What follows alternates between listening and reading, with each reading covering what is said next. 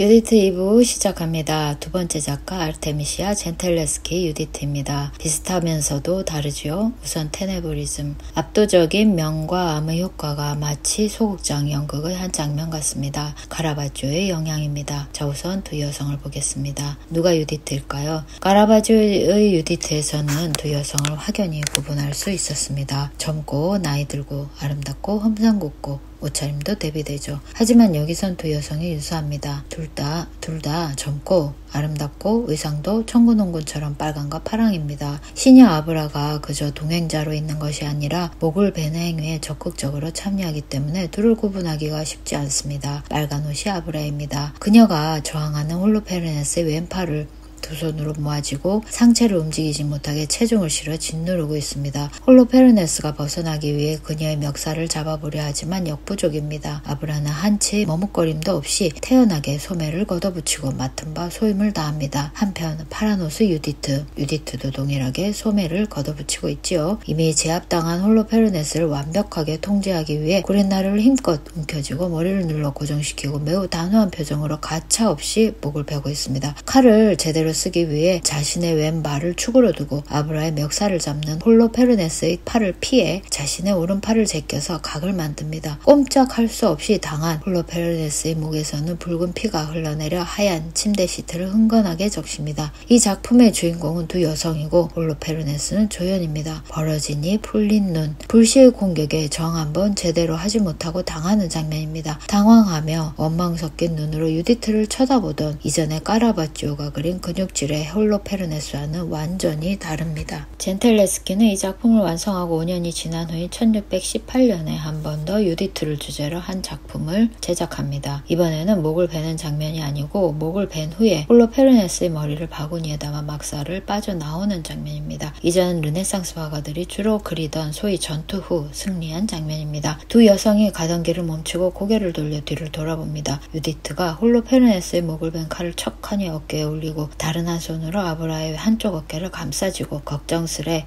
막사를 돌아보는 아브라에게 상황이 무사히 종료되었다며 가던 길을 재촉합니다. 위치상 아브라가 앞에 있지만 뒤로 돌아선 아브라는 얼굴이 어둠에 묻혀 잘 드러나지 않고 이와는 달리 측면에서 들어오는 광원에도 불구하고 얼굴이 밝게 처리되어 중앙의 유디트에게 눈이 갑니다. 전투에서 승리한 여전사의 모습이지요. 홀로페르네스는 아브라가 들고 있는 바구니에 겨우 반 정도 얼굴이 보입니다. 르네상스에 그려진 유사한 장면, 특히 미켈란젤로의 작품이 거의 같은 순간을 그렸는데 미켈란젤로가 바닥선 뒤 풍경 속의 인물로 상황을 설명하고 있다면 젠텔레스키는 짙은 어둠 속에 두 인물만 남겨 그들이 겪는 당시의 긴장과 안도감을 그립니다. 표현적이지요. 한편 아르테미시아의 이 작품과 거의 같은 작품이 있는데 오라치오 젠텔레스키의 작품으로 아르테미시아 젠텔레스키 아버지입니다. 그 역시 화가로 자신의 딸 아르테미시아에게 그림을 그리게 하고 당시로선 드물게 여성으로서 화가가 될 수 있게 미술 교육을 받도록 했습니다. 젠텔레스키의 아버지가 그린 동일 장면을 보면 그 역시 카라바지오를 계승한 것을 알 수 있습니다. 극적인 명암의 대비와 인물을 눈앞에 가까이 당겨 감정에 호소하는 방식입니다. 하지만 아버지 젠텔레스키의 유디트는 카라바지오가 그린 것처럼 아직 앳된 소녀처럼 보입니다. 홀로페르네스를 베어버린 칼도 아래로 내려들고 있어서 젠텔레스키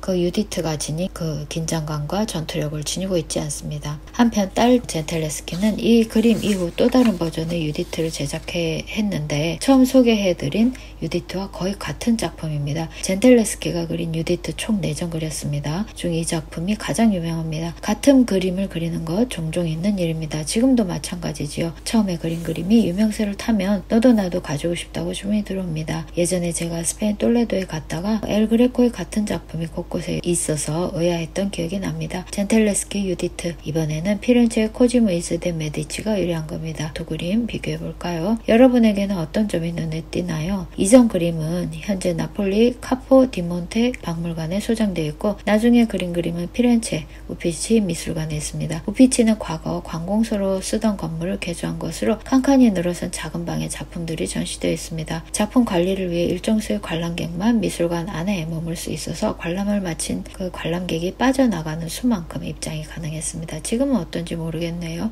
과거 제가 방문했을 때는 1시간 이상 기다렸습니다. 그러다 보니 새치기 하는 사람도 있었고 좀 힘들었습니다. 겨우 입장을 했는데 사람이 많다 보니 줄을 서서 봐야 했지요. 그런데 그 와중에 왜 빨리빨리 움직이지 않느냐고 핀잔을 주면서 슬쩍 미는 사람이 있었어요. 영어도 아니고 한국말은 더더욱 아니라 정확히는 알아들을 수 없었지만 손짓이나 표정이 그랬습니다. 그래서 저도 화가 나서 뭐라고 해주었지요.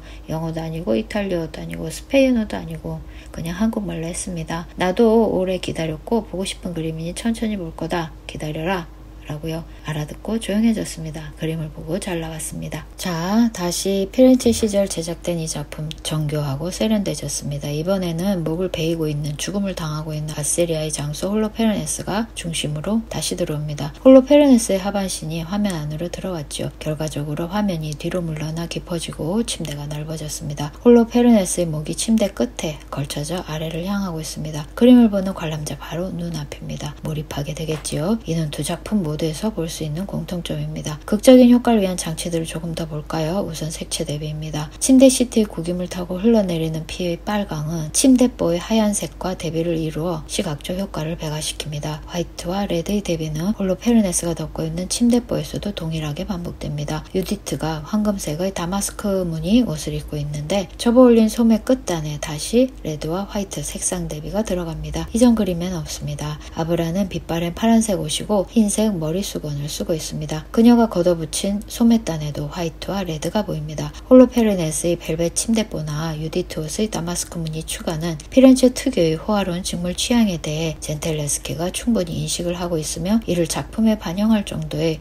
기술과 정서적 여유를 가졌음을 보여줍니다. 더불어 추가된 몇몇 디테일들을 보면 홀로페르네스의 목을 베는 유디트의 오른팔의 어깨선을 이마 높이로 올렸습니다. 머리를 잡아 누르는 어깨선의 기울기를 더 가져가 유디트의 강인함과 의지를 한층 강화시켰습니다. 그리고 홀로페르네스의 목을 베는 칼, 길이가 길어지고 손등을 덮는 가로세로의 칼 장식으로 유디트의 손등보다 칼이 돋보일 뿐만 아니라 각도를 조정해 십자가 모양을 강조합니다. 또 하나 솟구치는 피의 표현입니다. 이전에는 없지요. 왼쪽과 오른쪽 포물선을 이루며 뿜어나오는 피의 표현은 갈릴레오 갈릴레이와의 친분을 결과합니다. 그리고 마지막 중요한 변화가 팔찌입니다. 새로 그렸습니다. 이전 버전에는 없습니다. 이 팔찌에 까메오 중 하나의 화살을 든 인물이 새겨져 있습니다. 미술사가들은 이를 그리스 신화에 등장하는 사냥과 순결의 상징 아르테미스로 해석하는데 매우 잔인하고 냉혹한 성격의 여신입니다. 아르테미스는 올림포스 12신 중에 제우스의 딸이고 아폴론의 누나로 사슴, 달 혹은 활과 화살과 함께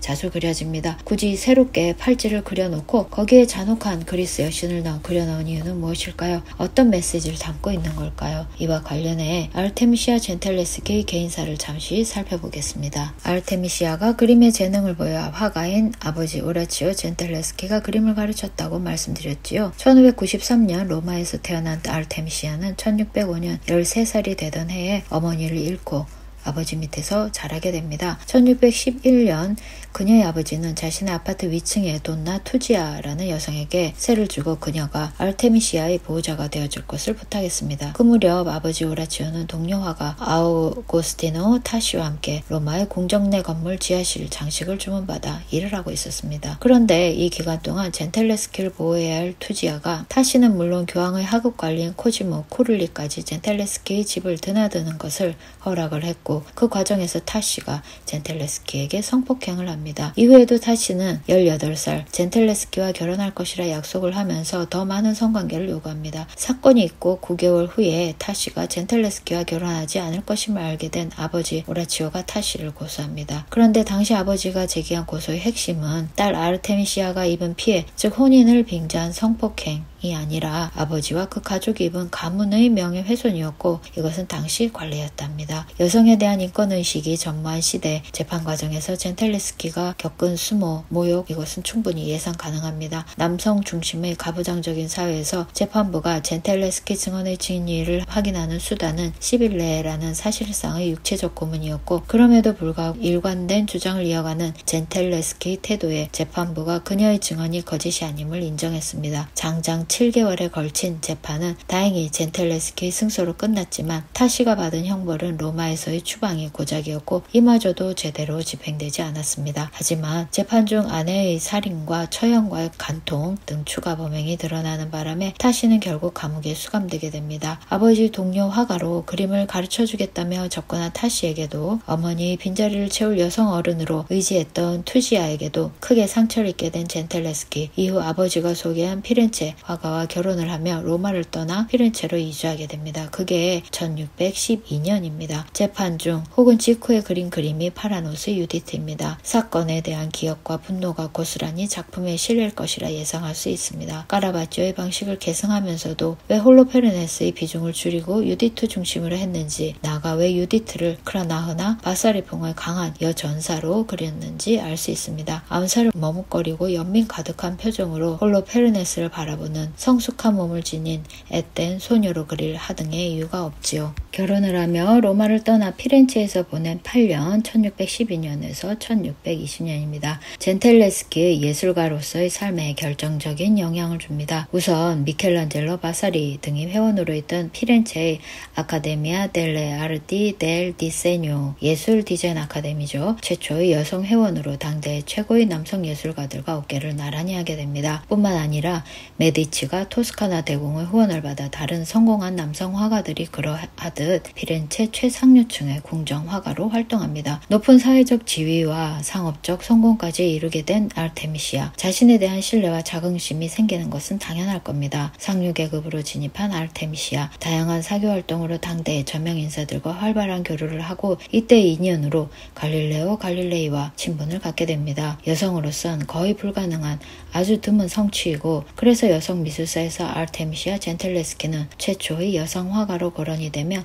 특히 페미니즘 미술, 여성 미술에서 빠질 수 없는 매우 중요한 인물로 간주됩니다. 피렌체에서의 8년의 마지막 해 절정의 시기인 1620년에 젠텔레스키는 이 작품을 메디치 가로부터 주문을 받은 거지요. 잊을 수 없는 트라우마는 재소환될 수밖에 없었겠지만 처음의 분노와 수치심, 모멸감은 다소 누그러진 듯 보입니다. 그보다는 수년이 지난 후 그녀가 이룬 화가로서의 성공과 높은 성취감이 보다 화려하고 자신감 가득한 유디트를 디테일을 정교하게 조정해가며 제작할 수 있게 한 것으로 보입니다. 한편 젠텔레스키는 대체로 1645년경에 유디트를 한 번 더 제작합니다.